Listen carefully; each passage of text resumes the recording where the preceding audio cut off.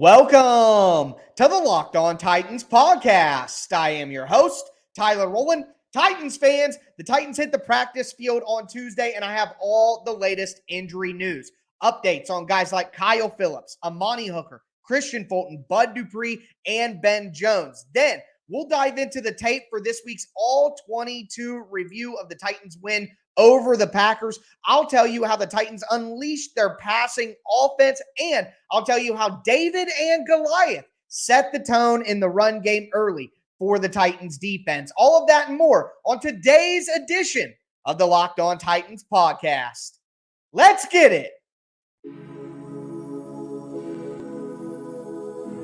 You are Locked On Titans, your daily Tennessee Titans podcast, part of the Locked On Podcast Network, your team every day.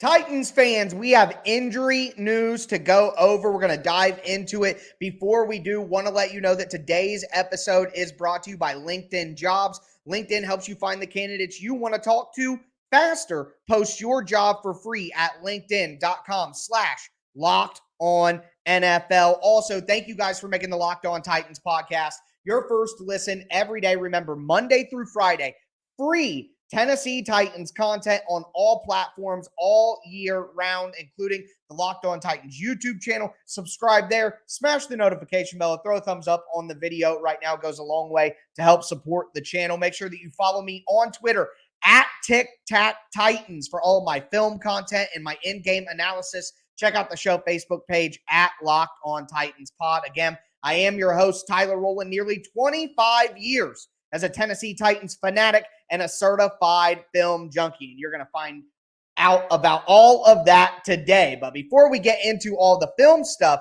do got to update on these injuries. And number one, I do start out with some bad news for the Titans. Rookie wide receiver Kyle Phillips will not be activated off IR this week. He will not begin his practice window. That's unfortunate based on what I think that we're going to need to see from the Titans against the Bengals.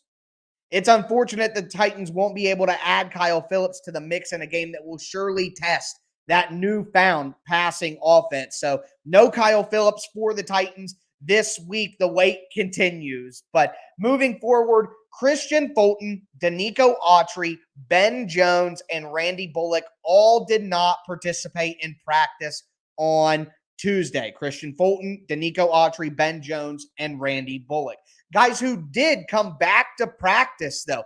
Bud Dupree back out at practice. That's important for the Titans. Amani Hooker, very important for the Titans in a game against Cincinnati. Amani Hooker back at practice, but Hooker's practiced quite a bit this year and still ended up not playing in games. So something to monitor. Don't get too excited too soon. Elijah Molden, after having a little bit of a scare and missing the game, is back at practice for the Titans. And rookie undrafted free agent kicker out of Iowa, Caleb Shudak, is back at practice. He was activated into his practice window off of PUP. So that's good news for the Titans. The final piece of news here when it comes to people being in or out of practice is Todd Downing. Titans offensive coordinator Todd Downing was back out at practice on Tuesday. It looks like the Titans aren't going to take any internal action to suspend him proactively. They're going to wait and let the NFL process play out, obviously let the court process play out before they make any moves. So for the foreseeable future, I would expect Todd Downing to be the offensive coordinator for the Titans. And quite frankly, with the way these things can take time, the Titans may not have any kind of word from the NFL about what to do with Todd Downing until after the season. That's just the reality that they're facing. So it was a story for a couple of hours. The wave of NFL games came, and now nobody really cares about Todd Downing's DUI. No one's really talking about that anymore. It's more of just a Titan story, and nothing's really going to change for the Titans anytime soon. So kind of like I said when I talked about it initially, it was news, But realistically, in the grand scheme of things, it's not very big news for the Titans or the NFL at this juncture. So we move on from that. You may be asking yourself, why are the Titans practicing on Tuesday? Well, because they came off of Thursday night football, they had more rest than you would typically have. And of course, we have the Thanksgiving holiday coming up on Thursday. Mike Vrabel will give the guys off that day, so they'll be practicing on Tuesday, Wednesday, and Friday rather than the normal Wednesday, Thursday, Friday schedule. So that's why we're getting those updates today. Again, Kyle Phillips not being activated. The Titans passing offense is just finding their footing right now. So to add Kyle Phillips back in a situation where I think the Bengals are going to play a ton of man coverage, the Bengals know how they want to play the Titans based on the playoffs last year. They want to do a 6-1 front and stack the line of scrimmage just like we saw the Packers do. They want to play a ton of man coverage on the outside, make you beat them one-on-one. And if you had a guy like Kyle Phillips, it would make it easier. On the flip side of that, not having Kristian Fulton, Danico Autry, Ben Jones, that could be rough for the Titans. So hopefully they're able to make their way back. Ben Jones still not out of concussion protocol. Autry, Titans dodged a bullet there, it seems, long-term, but still wouldn't expect him to play in this game. Kristian Fulton on that line. If Danico Autry is out, and if Kristian Fulton is out, then my God, do the Titans need Bud Dupree, Amani Hooker, and Elijah Molden to be back for this game. So we'll monitor the injuries throughout the rest of the week. Speaking of the rest of the week, tomorrow will be crossover Thursday with the guys from Locked On Bengals. I will have a show ready for you guys for your Thanksgiving commute. Then on Friday, dropping on Thursday night on YouTube, I will have the game plan preview. I feel like I have a really good grip on who Cincinnati is, how they want to play Tennessee, what Tennessee can do to counter that, just like I had a pretty good grip on what I thought the Packers and the Titans were going to do schematically in that game. And speaking of the schematics in that game, it is time for our Rewatch Wednesday portion of the show. We're going to dive into what the tape showed from an X's and O's standpoint. On offense, the Titans unleashed their passing attack. How did they do it? And then on defense, the Titans shut down the Packers' explosive run game, and it was led by David and Goliath. So we're going to get into all of that. Before we do want to let you guys know that today's episode of Locked On Titans is sponsored by BetterHelp Online Therapy. Guys, we've all had a time in our lives where things weren't going right. Things weren't working the way that we wanted them to, and you kind of wish that you had a user's manual for life. Well, unfortunately, there is no user manual for life, but the next best thing can be BetterHelp Online Therapy. Guys, I worked with BetterHelp. It was during a very stressful process. Coming out of the summer, I bought a home, changing scenery, having to deal with a bunch of different new pieces of stress and new things to worry about. And I really kind of felt like I wasn't myself. I was a little stuck with where I was at the time, and reached out to BetterHelp through the partnership with Locked On. And I loved the process of finding the right therapist for me, because they give you this huge questionnaire. It's not huge in terms of it's going to take forever, but it's complex in the way that it actually figures out what you need help with the most and then could select the therapist that matches you the best. BetterHelp has connected over 3 million people with licensed therapists. It's convenient, secure, and accessible anywhere, 100% online. So get unstuck with BetterHelp. Learn more and save 10% off your first month at BetterHelp.com/locked-on. That's BetterHelp, HELP.com/locked-on.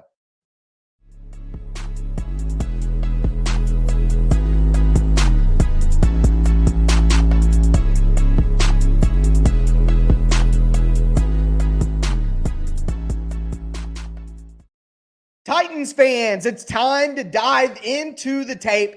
Gotta say, it's probably my favorite segments of the week. Let's step into the film room and see what the Titans did from an X's and O's standpoint in their win against the Packers. Before we get into it, gotta thank you guys again for making the Locked On Titans podcast your first listen every day. Remember, Monday through Friday, free Tennessee Titans content all year round on all platforms. So make sure you stay locked into the Locked On Titans podcast, where it's your team every day. We're going to talk about the offense. We'll touch on the defense towards the end of the show. Tomorrow's crossover Thursday with the hosts of Locked On Bengals. Friday, a game plan Friday. And of course, Sunday, directly after the game, I'll be live on YouTube breaking down what I saw. 2 episodes coming for you guys on Sunday. So make sure you stay subscribed. But looking at the Titans offense, number one, the run game. We'll talk about the run game first.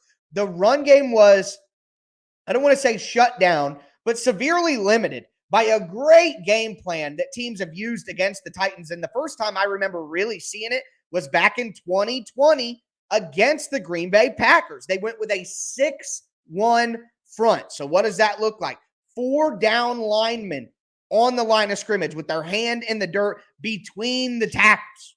Literally from tackle to tackle, there are 4 guys with their hand in the dirt. Then 2 outside linebackers outside of the tackles or the tight ends. Then there will be 1 middle linebacker in the middle. Typically what teams will do against the Titans, they'll even walk down one of their safeties. So you're basically looking at a 6-2 front. Why are teams doing this? Number one, the most critical element of the Titans' run game in the wide zone is the interior trio being able to double team and then climb to the second level. If you put 4 guys within the tackles on the line of scrimmage, you are making it nearly impossible to carry out double teams and get to the second level. There's just too much congestion, and 4 out of the 5 guys have a one-on-one already, so only 1 double team is even possible. You add in the fact that there's guys on both edges, the 6th guys on the line of scrimmage. And now a tackle may be responsible for setting the edge on one of those guys. And then the 4 down linemen are with the 4 remaining offensive linemen. There are no double teams possible. It takes away what the Titans' offensive run game is built on. Double teams at the line of scrimmage, athletic linemen getting up to the second level. You're nearly making that impossible. And you have the 4 down linemen with the 2 edges.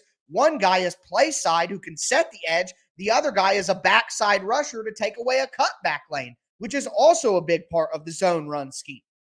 So it's just really smart by the Packers. They loaded the front side, the strong side of the formation. If the Titans were putting multiple tight ends there, let's say the Titans have the 5 offensive linemen, 2 tight ends on one side, twins on one side. Well, they would just make sure that they had more spaced out. The front 4 of the defensive line would be a little more spaced out to that front side, to that strong side, and they got it covered. Well, the Titans had to adjust. Okay, so what did the Titans do? Well, number one, like I said, the Titans started loading one side. So they'd put 2 tight ends and a wide receiver to one side. They'd put 3 tight ends to one side, extending the line of scrimmage.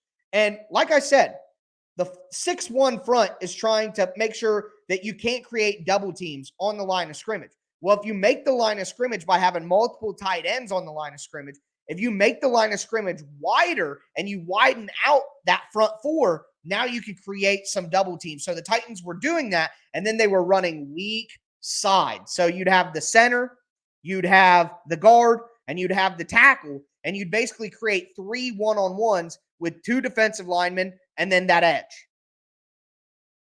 And now we're trying to run there. The linebacker is eventually going to flow over, and it's going to be one-on-one with Derrick Henry and the linebacker, but that's better than the math problems that you have if you try to run to the strong side.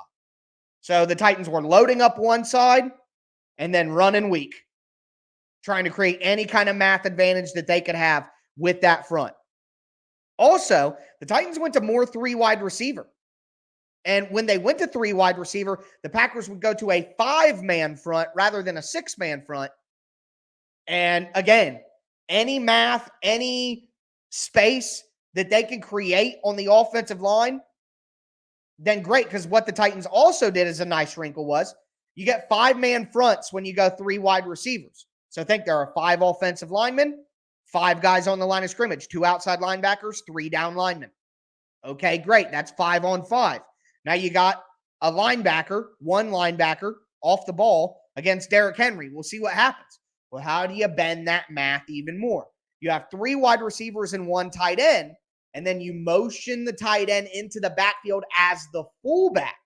And now you have your 6th guy to meet that linebacker in the hole and create an advantage. So there you go. The Titans didn't have a ton of success, but those were little wrinkles that they were trying to do to defeat the 6-1 front. Now for the passing offense. The Titans were attacking on early downs. That's the number one thing. Teams are going to stack the box. I'm talking about 6-1 fronts, 6-2 fronts. That means that there are only 3 defensive backs in the defensive backfield, the 2 outside corners and 1 post safety.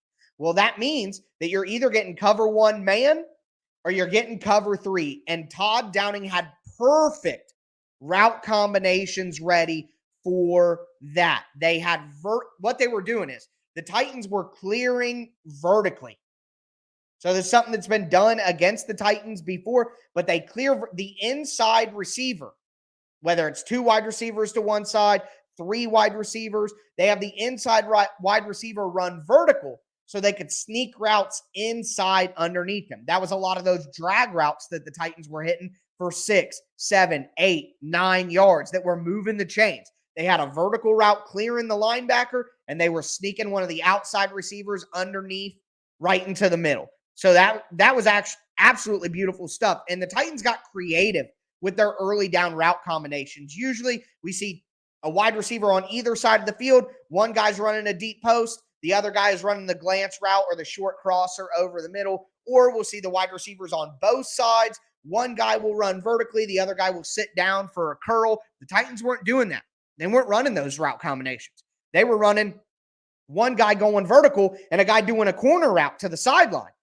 Love that. Love that. Keeping the defense on their toes. They also were doing slot fades like I'm talking about, running vertically from the insides, but also attacking cover 3 with a slot fade from the inside guy. And then the outside guy can come inside, or they can sit down towards the sideline, or as we saw with the Chigakonkwo completion, there's a coverage bust. Okonkwo on the slot fade gets down the sideline and no one's there, and it's a big-time completion. So I loved all of that on early downs. In passing situations where the Packers were going with cover 2 or the Packers were going with man coverage, teams play man against the Titans. Todd Downing was so much more prepared for this than he was in the Broncos game. We saw pre-snap motion to confuse man assignments and identify coverage and let Ryan Tannehill know it's man coverage. Watch, this guy's following him in motion. Also, we saw 2 wide receiver stacks where wide receivers are literally stacked on top of each other at the line of scrimmage. Treylon Burks is on the line of scrimmage. Robert Woods is literally directly behind them. There was one big completion to Robert Woods late in the game where the Titans ran a stack with Burks in front of Woods. Treylon Burks takes off vertically, and Robert Woods runs that 7 route to the outside. Robert Woods so smart in the way he runs the route. He stays directly behind Burks the entire time until, boom, he cuts out towards the sideline on the flag route. Just incredible nuance in the route running. So we saw stacks. We saw cross releases where 2 wide receivers are next to each other and they cross as soon as they release off the line of scrimmage to create easy separation and traffic and confusion. We saw bunches as well with 3 wide receivers in a triangle, creating bunch releases to confuse man coverage. I mean, everything that I was asking for Todd Downing to do, he did in this game. It was beautiful. And the Titans are going to need this passing offense if they want to take on Cincinnati, because, little spoiler alert for my game plan preview, Titans are going to have to win the game throwing the ball and playing great coverage. But we're going to talk about what the Titans did on defense against the Packers, because great coverage was the name of the game. Before we get into it, though, do want to tell you guys that today's show is sponsored by LinkedIn Jobs. These days, every new potential hire can feel like a high-stakes wager for your small business. You want to be 100% certain that you have access to the best qualified candidates available, and that's why you have to check out LinkedIn Jobs. LinkedIn Jobs helps you find the right people for your team faster and for free. They have simple tools like screening questions that can help you focus on the perfect candidates with just the right skills and experience so you can quickly prioritize who you'd like to interview and ultimately hire. It's why small businesses rate LinkedIn Jobs #1 in delivering quality hires versus leading competitors. LinkedIn Jobs helps you find the qualified candidates you want to talk to faster. Post your job for free at linkedin.com/LockedOnNFL. That's linkedin.com/LockedOnNFL to post your job for free. Terms and conditions apply.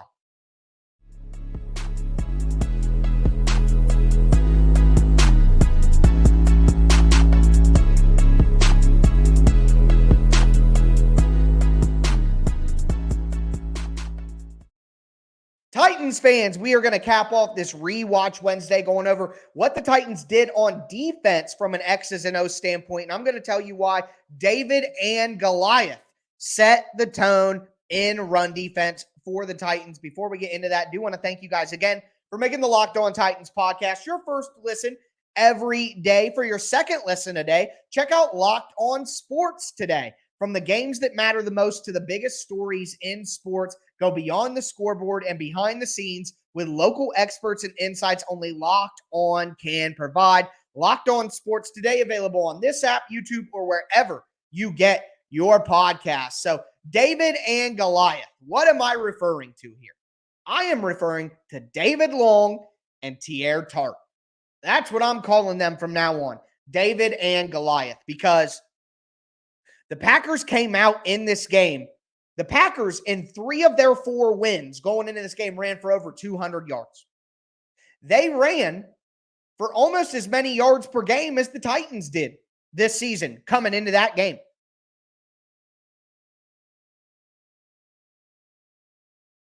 They did not do that to the Titans. And why? Because early on, when the Packers were trying to run up the middle on the first couple of drives, it was David Long and Goliath, Teair Tart, that were shutting them down. So Tart was taking on double teams, and here's what was happening.